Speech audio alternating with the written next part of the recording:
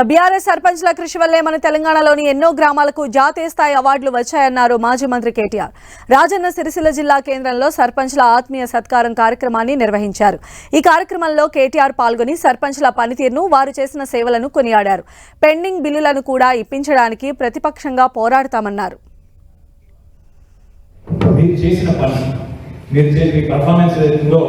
మీరు గర్వపడవచ్చు, తెలంగాణ బిడ్డలుగా మేము కూడా గర్వపడే విధంగా మీరందరూ పనిచేసినారు.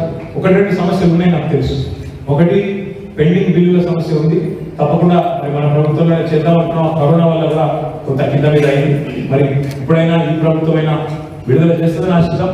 చేయకపోతే తప్పకుండా మీ తరఫున గొంతు విప్పడానికి, మీ తరఫున మాట్లాడడానికి, మీ అందరికీ ఆ నిధులు అందించడానికి పూర్తి స్థాయిలో బాధ్యత మేము తీసుకుంటామనే మాట కూడా నేను మీకు విజ్ఞప్తి చేస్తాము. ఇంకొక మాట కూడా నేను విజ్ఞప్తి చేస్తాను. ఉన్నాయి ఒక రెండు చిన్న చిన్న ఇతర సమస్యలు ఉన్నాయి. చెక్ పవర్ విషయంలో కానీ ఇంకోటి కానీ కొన్ని సందర్భాల్లో రికార్డు ఫ్రీజ్ చేసిన విషయం కానీ ఇవన్నీ ఉన్నాయి. కానీ ఇవన్నీ ఉన్నప్పటికీ జీవితంలో సమస్యలు లేకుండా సాఫీగా ప్రయాణం ఉండదు. మీరు మర్చిపోకూడదు, ఈ భారతదేశంలో చెక్ పవర్ ఉన్నది ఇద్దరికి, ఆయన రాష్ట్రపతికి, కింద సర్పంచ్. మధ్యలో మా ఎవరు చెక్ పవర్ లేదు, మాకు చెప్పిన సంతకాలు వేసేది మీకేం లేదు. కాబట్టి మీకు గౌరవం, మీకు ఘనత అన్నిటికీ మీకు ఉండదు.